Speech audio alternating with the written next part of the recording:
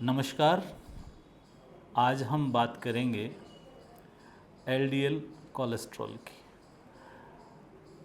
Corona के बाद से साइलेंट अटैक्स की संख्या ज़्यादा हो गई और लोगों में कार्डिक अरेस्ट की, कार्डिक अटैक की भयंकर तरीके से दहशत हो गई और लोग बहुत तनाव में रहते हैं कि पता नहीं किसको कब कोई अटैक आ जाए, और ऐसा हो भी रहा है।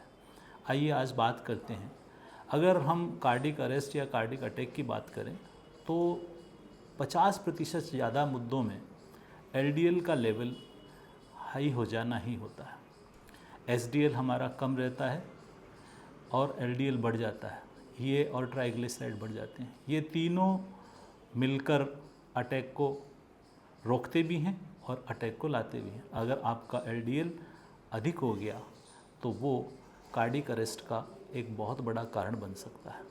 अभी हाल ही में कार्डियोलॉजी सोसाइटी ऑफ इंडिया ने कुछ नए पैमाने तय किए हैं। एलडीएल 130 mg/dl माना जाता था। इससे अगर अधिक होता था तो अधिक माना जाता था। अधिकतम रेंज इसकी 130 थी, लेकिन अभी सोसाइटी ने, कार्डियोलॉजी सोसाइटी ने 100 से ऊपर जाते ही अलर्ट के लिए कह दिया। और मज़े की बात है कि पता ही नहीं लगता है, आदमी बेखबर रहता है अगर उसको जानकारी नहीं होती है। तो सबसे पहला काम तो ये करना चाहिए कि 40 साल की उम्र के बाद के हर एक व्यक्ति को लगभग साल में एक बार, नहीं तो 2 साल से एक बार में अपना लिपिड प्रोफाइल करवा लेना चाहिए, जिससे ये पता लग जाए कि एलडीएल का लेवल क्या चल रहा है। ये एक तरह से साइलेंटली अटैक आता है इसके कारण, और अंदर ही अंदर एलडीएल अगर बढ़ा हुआ रहता है तो वो बहुत बड़ा अटैक का कारण बनता है। इसलिए ज़रूरी है कि हम अवेयरनेस रहें, हम अवेयर रहें, हम जानकारी में रहें। जहाँ तक इसके उपचार की या कुछ घरेलू तरीके हों तो सबसे पहला है कि सक्रिय जीवन शैली होनी चाहिए और एरोबिक एक्सरसाइज होनी चाहिए। बहुत तेज़, और जैसे जिम जाना, बहुत तेज़ दौड़ लगाना और बहुत कठिन व्यायाम करना, इसकी ज़रूरत नहीं है। एरोबिक एक्सरसाइज में आप सुबह मॉर्निंग में घूमें और कुछ योगासन करें जिसमें ऑक्सीजन का लेवल बढ़े और शरीर को थकान कम आए। तो एरोबिक एक्सरसाइज इसके लिए बहुत बढ़िया है। अगर धूम्रपान कर रहे हैं तो तुरंत छोड़ दें, शराब पीते हैं तो या तो नियंत्रित करें या फिर बंद कर दें। इसी तरीके से एक बहुत बड़ा कारण बनता है जल्दी न उठना। अगर हम सूर्योदय से पूर्व उठते हैं तो हमारे लिपिड्स ठीक रहते हैं। अगर सूर्योदय के बाद होते हैं तो कफ का प्रकोप होता है, और कफ का प्रकोप ही एलडीएल की, क्योंकि आयुर्वेद ये कहता है ये कफ वर्गीय द्रव्य है। तो अगर आप सूर्योदय से पूर्व उठते हैं तो एलडीएल इतना ज़्यादा तकलीफ़ में नहीं लाएगा, फैट तकलीफ़ में नहीं लाएगा। अपना वज़न नियंत्रित रखें। अब बात करते हैं घरेलू उपायों की। आपकी रसोई में बहुत सारी ऐसी चीज़ें हैं जो आपको जानकारी ही नहीं है कि वो बहुत ही बखूबी एलडीएल को कंट्रोल करती हैं। सबसे पहले हम बात करें धनिया। धनिया को आम पाचन के लिए बहुत बढ़िया उपयोग लिया जाता है। आप धनिया का पानी पिएं। 1 चम्मच धनिया लें, 1 लीटर पानी लें, 5-7 उबाल लगाएं और वो धनिया का पानी दिन भर में पिएं। ये धनिया का पानी कोलेस्ट्रॉल को और कफ को और आम को नियंत्रित करता है। इसी तरीके से लहसुन को खाने का तरीका थोड़ा सा ठीक होना चाहिए। आपकी प्रकृति अगर पैथिक है तो थोड़ा और भी संभलने की ज़रूरत है। घी में भूनकर या दही में मिलाकर लहसुन का प्रयोग किया जाना चाहिए। जीरा भी एलडीएल को कंट्रोल करता है, कोलेस्ट्रॉल को कंट्रोल करता है। जीरे को जमाया जा सकता है। जीरे को पाउडर को पीस लें, उसमें थोड़ी सी मिश्री मिला लें और घी में उसको जमा दें तो वो भी एक बहुत बढ़िया।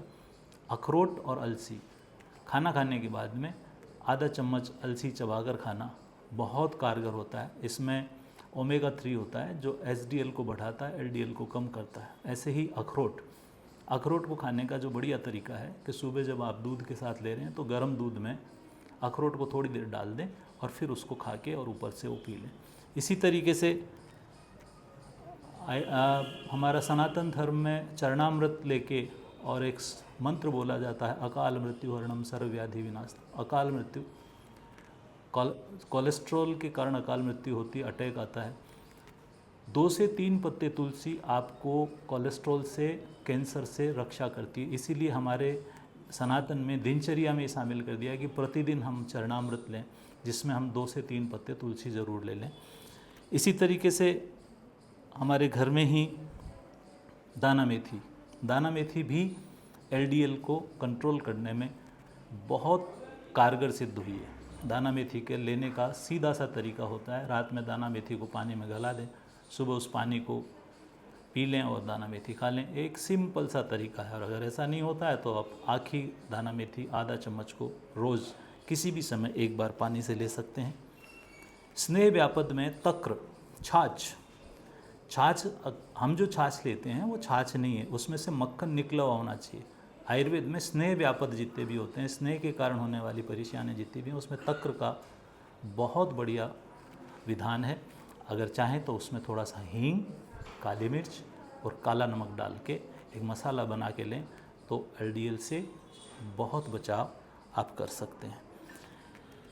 आयुर्वेद की दृष्टि से एक बहुत बढ़िया जड़ी बूटी है हरित की, जिसको ऐसा कहते हैं कि माता कभी कुपित हो सकती है लेकिन हरित की कभी कुपित नहीं होती है।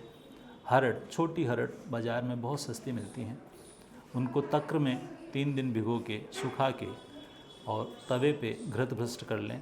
एक हरड़ दिन भर में 4 टुकड़े करके मुंह में रखें, सलाइवा के साथ उसको लेते जाएं। वो आपके डाइजेशन को तो अच्छा करेगी ही करेगी, साथ में वो आपके वज़न को भी कंट्रोल करेगी, आपके लीवर को भी प्रोटेक्ट करेगी और कोलेस्ट्रॉल के लिए तो बहुत ही बढ़िया है।